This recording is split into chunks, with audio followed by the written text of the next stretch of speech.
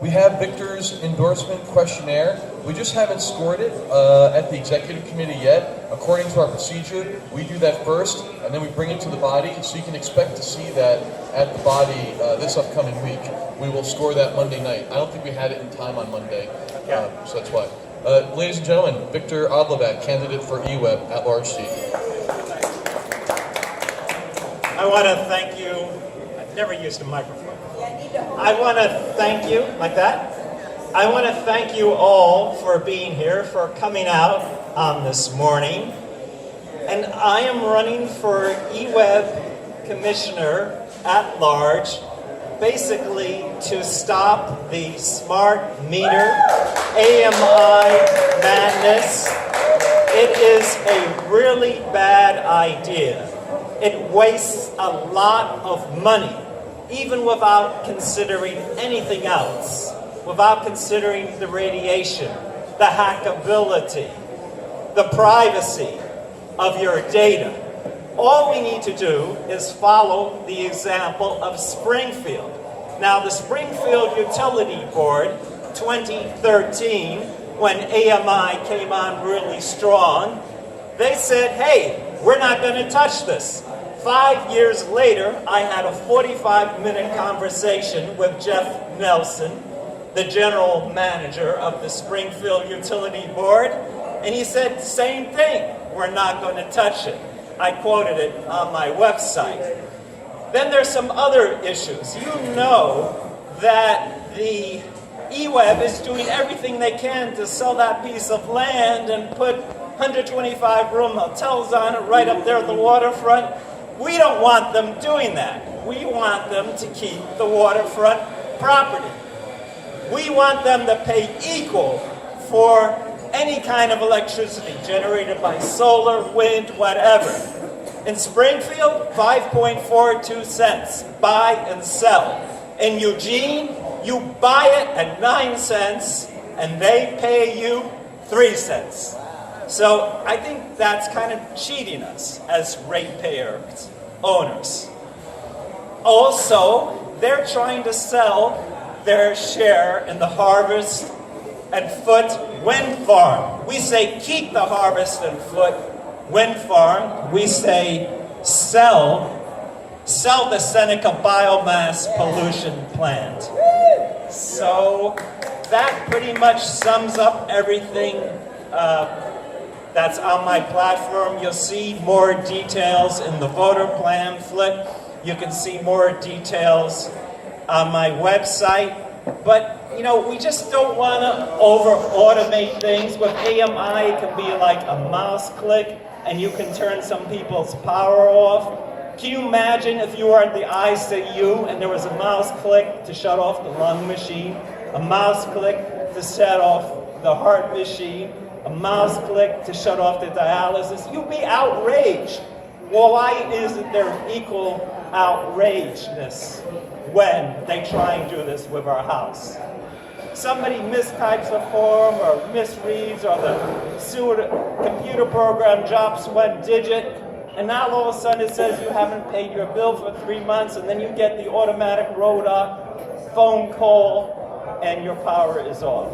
That is no way to do things. Plus, we want to keep jobs for workers. We need to follow the example of New Mexico, the entire state. Last week, they ruled, the Public Resource Commission, we're not going to spend $127 million on AMI smart meters. We're going to keep the 125 meter readers working. We're not going to do it because it costs more energy. And we're not going to replace our meters, the old analog that are guaranteed 40 to 60 years, with these plastic things that go between 2 and 15 years max. It's all on my website. Questions, please.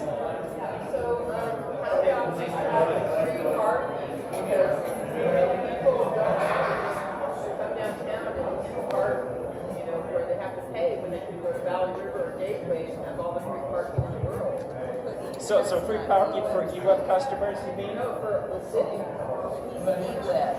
EWEB. Well, I thought you were talking about the parking meters around town. No, this is Gotcha. the smart meters. Stop that are reading. putting at your residence. Yes. Not tracking. No worries. I'd like you to be a little more specific about the actual things wrong with smart meters. Now, there's of course the health things that are coming up, and they're kind of a straw man because they got big lawyers and they just want you to say that and knock you down. But that does exist, the health things. But what I'm going to go into, so we don't just build a straw man, is, everywhere I've looked, I've done a lot of research into the smart meters. San Diego has a really good study with just, one individual, 20 months before, 20 months after the meter, 60% raise in rates, like instantly, same amount of energy that he used. Then I started looking at Australia, Canada. They just broke it down in Australia, like in Victoria, same thing, 60% increase. And a lot of times the meters, that's when it's working okay. Then a lot of times they just seem to be having some kind of, they go haywire and charge you like thousands and thousands of dollars on your bill. You try to dispute that and they say, no, the computer's never wrong. You have to pay that bill and there's no way out of it. There's no way to litigate out of it. So this whole Victoria State, Australia, just said no smart meters, forget that. It took them a whole huge move. The amount that they had to do was incredible just to push it away for a while. Now, EWEB has been trying to do this for a very long time, and they can't afford it. That should be a real clicker right there. So they're only allowed to raise the rates like 3% per year or something like that. So they've been doing that, but not only are we going to have to raise rates to pay for the smart meters, but once we have them, that 60%, it seems like they go haywire, but everywhere they're in, it's a 60% raise. So that seems like it's more in an algorithm than a mistake, when it seems to be in the range of 50 to 60% instant increase on your bills. Then there's a 3-tiered system that they do that we use now with our meters, so you get penalized when you go up into the upper tier and use more. They're going to try to get rid of that whole tiered system, so pretty much everyone gets penalized, and we're all being, even if we're saving electricity, we're going to be treated like a large energy producer or consumer. So I just wondered if you have other things to do with the money that we're trying to pool together to put these smart meters in. I wondered if you could, there's so much more alternative energy. Portland has this great project where they run the water pipes, the water through the pipes goes in the turbine. So I'd just like you to speak more about what you learned about individually about the smart meters and what you would do about the pathetic dams that we have along the Mackenzie River that don't even really let the salmon through. They're just obnoxious. I didn't hear that mentioned. And that would be the European Bay. So.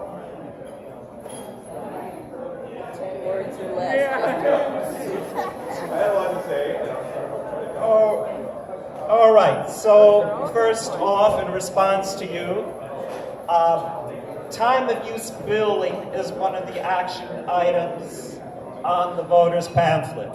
The minute you have time of use billing everywhere, your rates go up. Used to have a flat rate in the taxi cab, now you put the meter there and it's never cheaper. So on average, it's at least 50% higher. So financially, it's a great waste. It makes it more complicated. You pay the programmer, but you can't see the source code, and it just gets more and more complicated. In terms of what I want to do besides the AMI, first thing on there is anybody in town who rents. We want to make it so that landlord, in order to get electricity, they will have to pay a big fine if the place is not well insulated. Well insulated means it's as well insulated as the landlord's house, like they like it, like they have it. So as a renter, you can make a complaint and say, hey, the place is not insulated. We're going to go to the landlord and say, hey, landlord, you want to keep getting your electricity? You have got to upgrade this. In terms of the hydropower, yet 90% of the electricity now comes from hydropower. I want to look at that. I want to evaluate that. I want to do everything we can for the salmon. The hydropower should be more small scale, like the hydropower plant that you see right in Albany. It's been running since 1912. I don't know if anybody has been there. I pedaled there 6 weeks ago, and it was sweet to see. That's the kind of thing we should do. So more dams Small-scale hydropower, if it's there, and as much as possible, reinforce solar. And I think solar, if you just paid equal, that would make a huge difference. If we dropped the connection fee, that would make a huge difference. If we doubled the reimbursement, that would make a huge difference.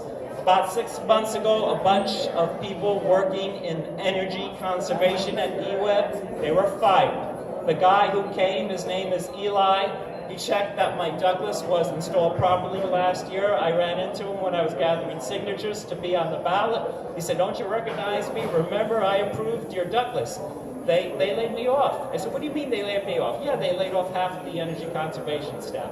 We would hire all those people back. We would hire the meter readers. Any other questions for Victor? Sure.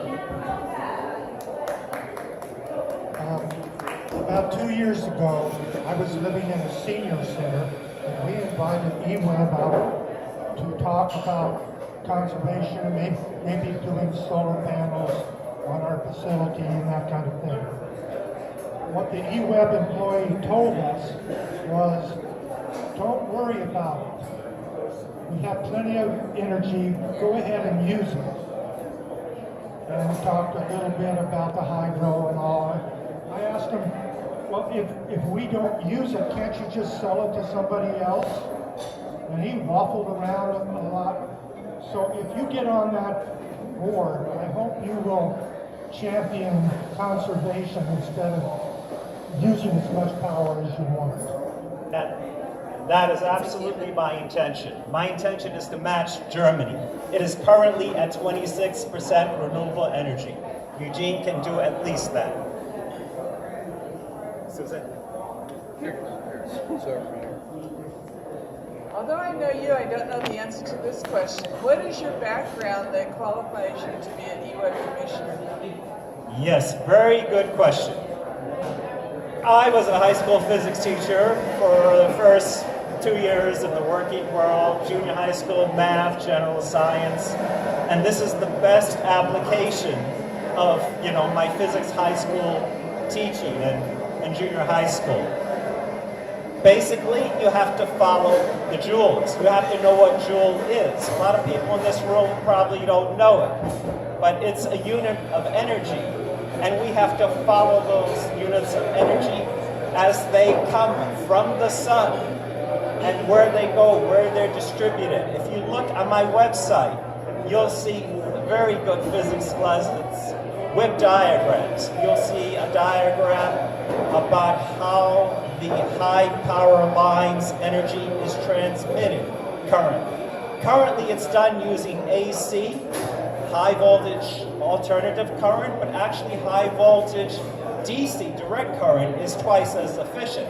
That's what they do in Europe. That's how the UK connects to the main grid in Europe, underground, in the water, actually.